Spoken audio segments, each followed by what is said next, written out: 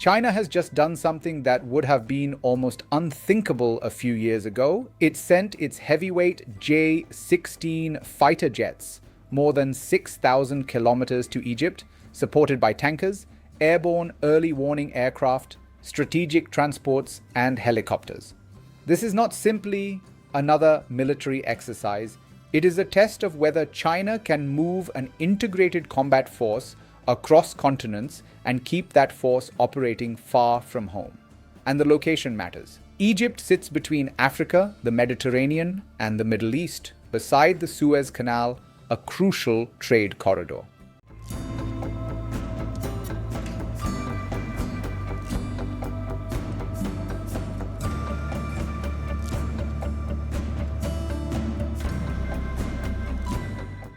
The exercise is called Eagles of Civilization 2026.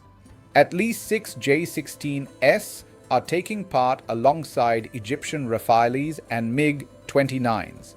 The deployment marks the first known appearance of the J-16 in Africa and represents a major step up from China's participation in the previous exercise, when Beijing sent the lighter J-10C. The first revelation is simple. China is no longer demonstrating just a fighter. It is demonstrating an entire air power package. The J-16 is a heavy twin-engine multi-role fighter designed for longer-range missions and larger weapons loads. But a fighter cannot cross 6,000 kilometers and sustain operations alone. China therefore sent the YY-20A aerial tanker, allowing fighters to refuel in flight. The KJ-500 airborne early warning and control aircraft provides radar coverage and battle management support.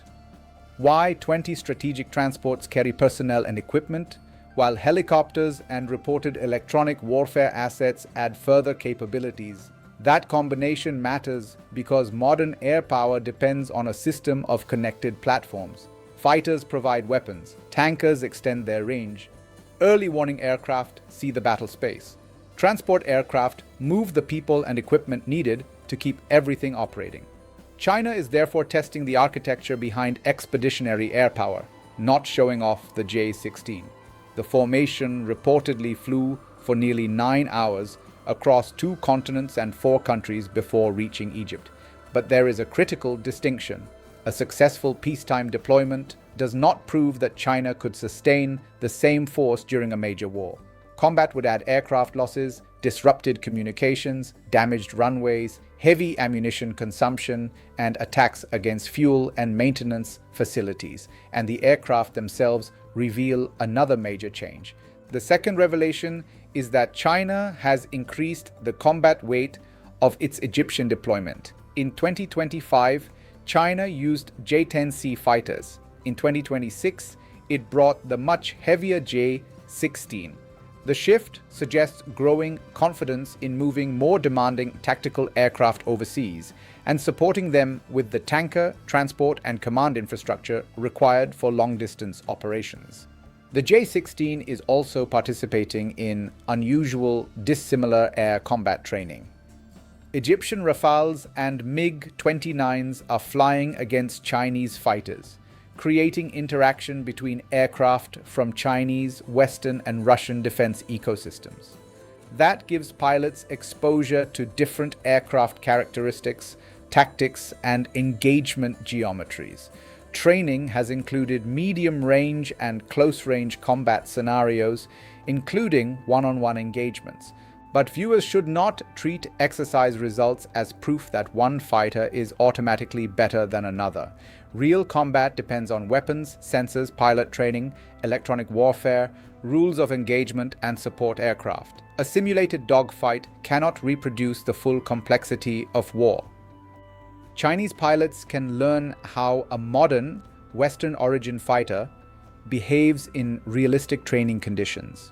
Egyptian pilots gain experience operating against a sophisticated Chinese aircraft. Both sides can refine procedures and understand how different tactical assumptions interact. That leads to the most important question: why Egypt? The third revelation is that Cairo gives Beijing far more than an exercise location. It gives China a strategic gateway into a region connecting three continents. Egypt controls access to the Suez Canal, linking European markets with Asian manufacturing centers and Indo-Pacific trade routes. China also has major economic and diplomatic interests across Africa and the Middle East. By repeatedly operating air forces in this geography, Beijing gains practical experience with routes, host nation coordination, logistics, and multinational procedures. For Egypt, the calculation looks different. Cairo has long maintained close defense ties with the United States and continues operating American F-16s and participating in multinational exercises such as Bright Star. At the same time, Egypt has expanded its defense relationship with China. That does not automatically mean Egypt is abandoning Washington. Instead, Cairo appears to be diversifying its options. Training with China exposes Egyptian personnel to different aircraft, command concepts, and operating methods. It can also strengthen Egypt's position in a defense market, where major powers compete for influence. There is a trade-off, however. A mixed fleet can increase strategic flexibility, but it also creates logistical complexity. Different aircraft require different spare parts, maintenance systems, training pipelines, weapons, and technical support. And that is where the geopolitical implications become much larger. For Washington, Eagles of Civilization 2026 shows that American influence in Egypt no longer exists in an exclusive environment. Cairo can maintain its US relationship while simultaneously expanding practical military cooperation with Beijing. For Israel, the development will attract attention because Egypt sits close to Israel and because deeper Chinese military cooperation could eventually involve more advanced aircraft, sensors, or weapons. But the available evidence does not show that this exercise targets Israel or creates a Chinese military alliance with Egypt. For Europe, the exercise highlights the growing importance of Chinese power around the Mediterranean and the Suez Corridor, and for African and Middle Eastern states, China is demonstrating that it can increasingly offer sophisticated military cooperation without requiring a formal alliance structure. The progression itself matters. China deployed J-10Cs to Egypt in 2025. 1 year later, it has returned with J-16Ss and a broader support package.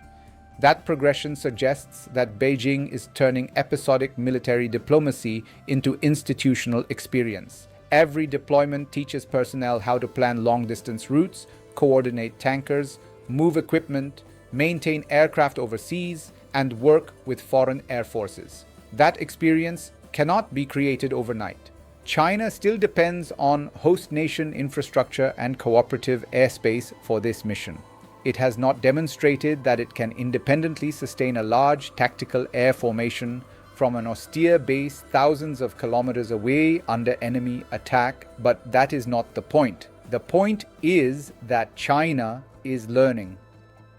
Eagles of Civilization 2026 shows a PLA Air Force increasingly comfortable moving integrated combat power far beyond East Asia. The J-16 is the visible symbol, but the tanker, early warning aircraft, transports, electronic warfare support, and logistics are the real story. Because the future of military power will not belong simply to the country with the best fighter. It will belong to the country that can move that fighter across the world, connect it to sensors and support systems, keep it supplied, and make it combat effective when the distance from home becomes a strategic problem.